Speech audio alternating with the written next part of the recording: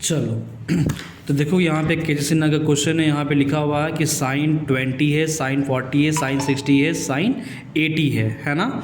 तो इसका वैल्यू लाना 3/16। तो इसको हम लोग सॉल्व करते हैं। आपके स्क्रीन पे लिखा हुआ है क्वेश्चन है। तो सबसे पहली बार क्या करना कि साइन 60 का वैल्यू होता है √3/2 मैंने लिख दिया। और यहाँ पे क्या करना, जो बड़ा वाला है उसको हम पहले लिख देंगे। सो साइन 80 लिख दिया मैंने। और उसके बाद सबसे छोटा वाला था उसको भी मैंने यहाँ पे साथ में लिख दिया, ठीक है ना। और एक बच गया तुम्हारा, तो साइन 40 को मैंने बाहर लिख दिया, ठीक है ना। तो यहाँ पे लिखना क्या कि यहाँ पे 2 से मल्टीप्लाई और 2 दे देना। तो यहाँ पे क्या हो जाएगा, √3/4 हो जाएगा। और ये क्या हो जाएगा, 2 साइन ए साइन बी है। तो 2 साइन ए साइन बी का फार्मूला होता है कि कॉस ए प्लस बी। तो कॉस ए माइनस बी हो जाएगा, ठीक है ना। Cos A minus B minus of cos में हो जाएगा ए प्लस बी हो जाएगा, ठीक है ना।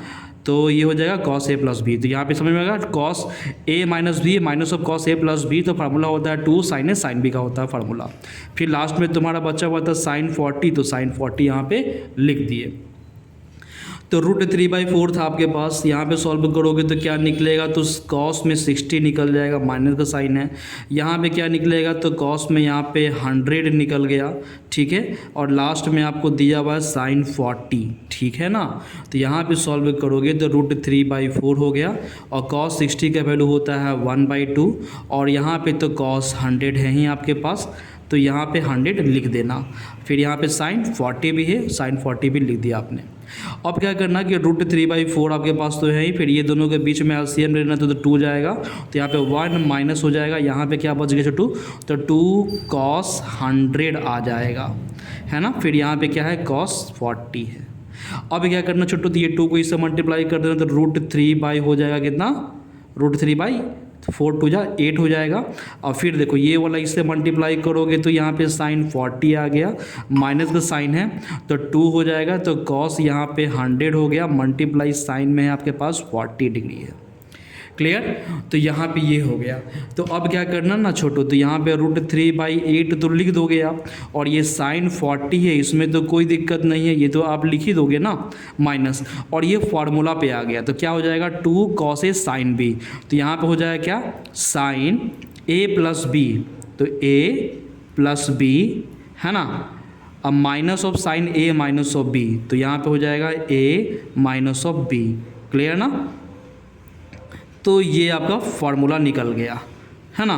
तो यहाँ पे हो गया फार्मूला तुम्हारे पास। तो 2 cos ए साइन बी का फार्मूला होता है sine A plus B minus of sine A minus of B. तो ये हो जाएगा 2 cos ए साइन बी का फार्मूला।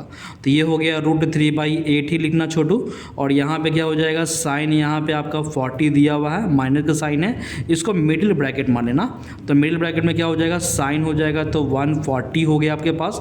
और ये क्या हो जाएगा, माइनस में हो जाएगा तो साइन में हो जाएगा 60 हो जाएगा, ठीक है ना। तो अब सॉल्व करोगे तो यहाँ पे √3/8 तो रहने देना, है ना। और यहाँ पे तुम्हारा क्या निकलेगा बच्चा, तो साइन 40 ही लिखना, माइनस प्लस तो माइनस में हो जाएगा साइन 140। अब माइनस माइनस हो जाएगा प्लस, तो यहाँ हो जाएगा साइन 60, मतलब √3/2 हो जाएगा। कितना हो जाएगा, √3/2 मैंने लिख दिया, ठीक है।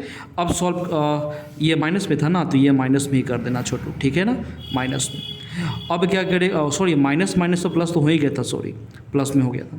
तो यहाँ पे क्या करोगे, तो √3/8 तो है ही आपके पास। फिर यहाँ पे साइन 40 है, माइनस का साइन है, तो साइन इसको करोगे तो 180 माइनस ऑफ 40 तो कर सकते हो। अब प्लस में √3/2 तो लिखा हुआ था। एक लाइन और बढ़ाओगे तो √3/8 तो होगा ही होगा। और ये साइन 40 ही लिखना।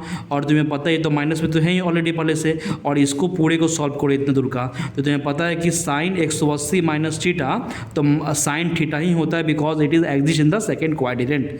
तो साइन थीटा हो गया, यानी कि साइन 40 हो गया। प्लस में दिया हुआ √3/2 दिया हुआ, मतलब ये वाला दोनों कैंसिल हो गया। तो क्या आ गया छोटू, तो ये आपके पास आ गया √3/8 था आपके पास।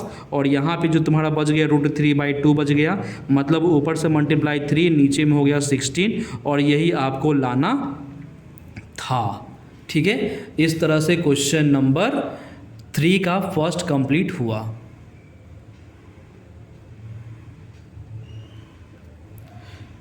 ठीक है।